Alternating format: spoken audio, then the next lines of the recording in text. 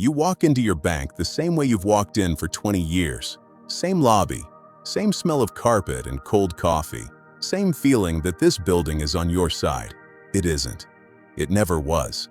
Somewhere in the fine print you signed and never read, a number sits quietly. Your savings account pays you maybe 0.5%. Meanwhile, the bank takes your money and lends it back out at 7%.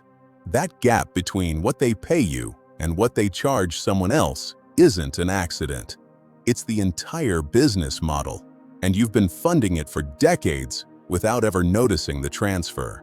Here's the part that should bother you. That gap has a name in the industry. It's called the spread, and you are the raw material for it.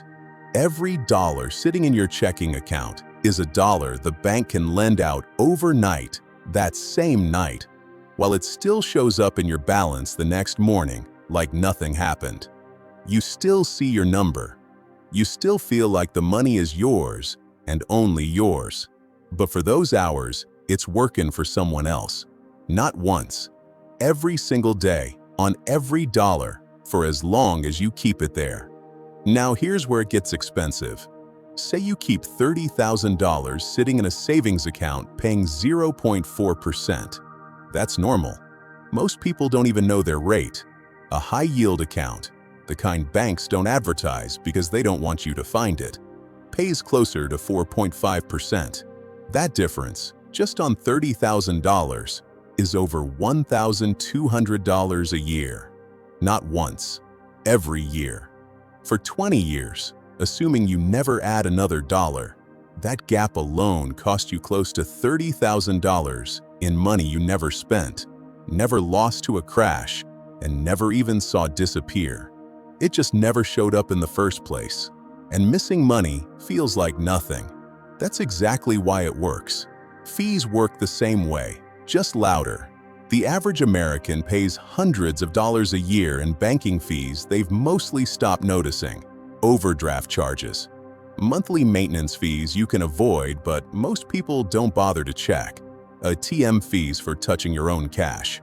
None of these individually feels like theft. $35 here, $12 there. But run that over 30 years, and you're looking at a number that could have been a car, or 2 years of retirement, or your kid's tuition. The bank isn't stealing it in one moment you'd notice and fight. It's collecting it in amounts too small to trigger your alarm, spread across a timeline too long for you to add up in your head. And then there's the float. This one's quieter still. When you deposit a check, the bank often holds it.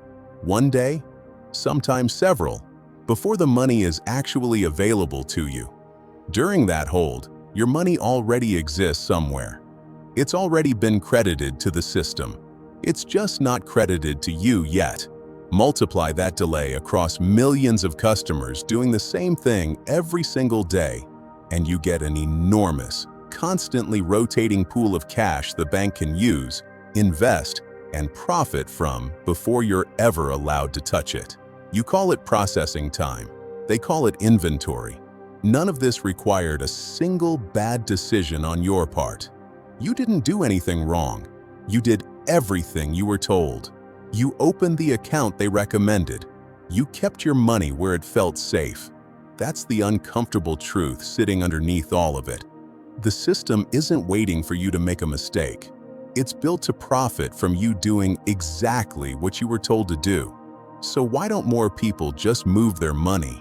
Because the friction isn't accidental, it's engineered.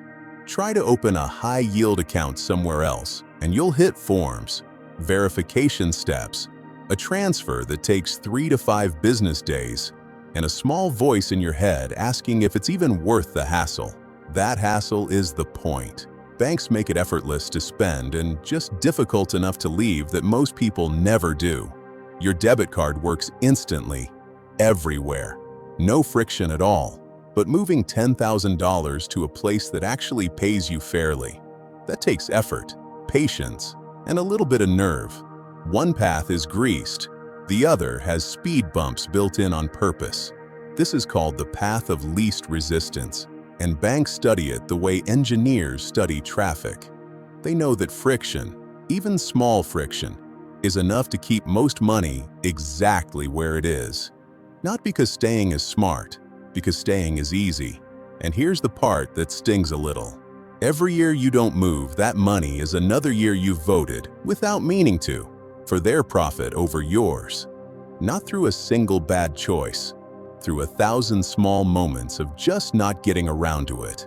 Compare that to how frictionless they make spending. Tap your card. Approved instantly. Buy now, pay later, one click. Overdraft protection, so you never even feel the moment you run out of money. Every one of those features sounds like a convenience. And it is, for them.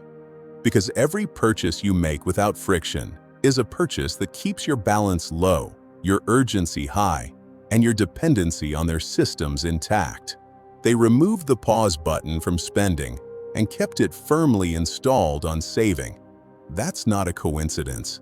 That's design. So what actually changes once you see it? Not much has to. You don't need to close your accounts or start distrusting every teller who's ever smiled at you.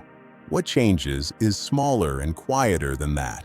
You stop letting convenience make your financial decisions for you. You check the rate on your savings account once today, and if it starts with a 0, you move it somewhere that doesn't insult you. You automate the transfer, so friction only has to be overcome one time, not every month for the rest of your life. You start treating that $1,000 a year in dead interest, the same way you'd treat a raise you never asked for and never got. Because here's the real shift. The bank was never your enemy in the dramatic sense. It's not out to ruin you. It's out to profit from your inertia, the same way it always has. The same way it profits from everyone who never checks the fine print.